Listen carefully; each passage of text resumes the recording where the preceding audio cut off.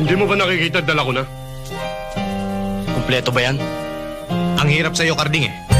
Kaya ka nawawalan ng kaibigan. Hindi ka marunong magtiwala sa kapwa mo.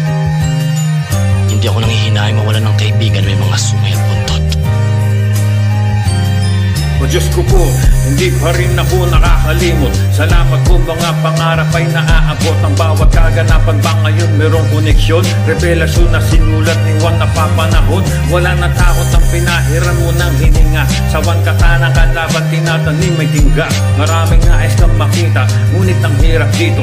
Dumadaing kami, pabalikin mo na si Kristo. Naging isa ang buhay, ngunit bawal masarap. Paano yun, baka hindi ka na namin makaharap. Alam ko, walang perfecto, lahat marupok. Kahit ang mga madre na namumundong ay sinusubok mo sa bagay. Kanya-kanyang damdamin, kanya-kanyang isipan, kanya-kanyang tahakin. Takot ako sa'yo, huwag kang mga labit dahil takot din ako masiraan ng bait. Umaapaw na sa masasamang taong mundo. Dapat kailangan tayo magbawas. Dahil kapag hindi napigilan to, wala nang magagawa ang matitino at mababait na tao. O Diyos ko, nilayo mo kung sa gumagamit sa akin. Ikaw ang gumamit sa akin, o Diyos ko, ama namin. Ako'y banal na aso, santong kabayo. Kaya tumigil sa pagkalat ng ebanghelyo. Sumapi ka, gamitin mo aking talento. Pero linisin mo muna ang aking templo.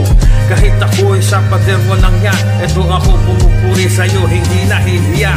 Ikaw ang lumikha ng langit at lupa, kaya lang gamblang para sa'yo ang itim na tupa. Patawad, alam na namin ang ginagawa, pero pera kasi at kailangan para kuminhawa.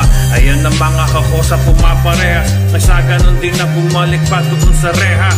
Unawain mo ang mga gipit na nagbabago, dahil mahirap dito sa batas ng tao. Ako lang ang may karapatang malingin. Para silang mga Diyos na dapat mong luhuran. Sila ang unang makakalasap ng pagsik ng aking paghihiganti. Ang ubusin ng masasamang tao dito sa balat ng lupa.